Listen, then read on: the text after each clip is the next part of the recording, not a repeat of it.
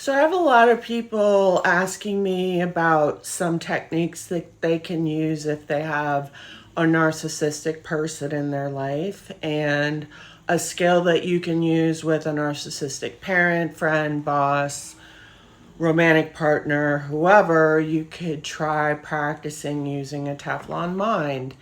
If you're not ready to end the relationship with them and you want to maintain some kind of contact with them, I really encourage you to use your Teflon mind, which is to notice it happening like it's happening in a movie. You just notice it happening. You don't get attached to the thoughts, you don't get attached to the feelings, and they just pass. So you can use your Teflon mind knowing that when you go to them to interact with them, that chances are that there may be something that happens that might be triggering to you. And if that does happen, you just notice it happening like it's happening in a movie. You notice your heart starting to beat faster. You notice the thoughts that you can't believe that they're doing this again, or you notice the feelings of anger or sadness or shame.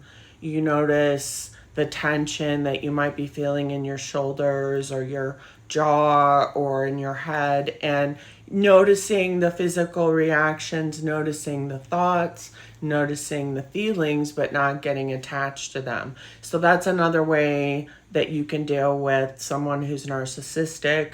Another thing that you can do is to just make sure that when you go into an interaction with an individual like this, that you have your own back. And if things start to go sideways, if they start gaslighting you, if they start making you feel weird or making you feel triggered, then have your own back and get yourself the hell out of Dodge. Get away from them.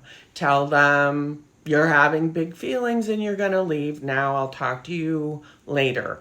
Or, you can do things like that. I am having really big feelings. I'm going to go put myself in timeout and soothe myself and feel better, and I'll come back in an hour, let's say, right? So those are some things that you can also do if you're dealing with someone who has those kinds of narcissistic traits I talked about earlier. Okay, you can do that as well. But the biggest thing is to really show up for yourself in whatever way that you need to. If that means going no contact, you do that. If that means using your Teflon mind, do that. If it means practicing other ways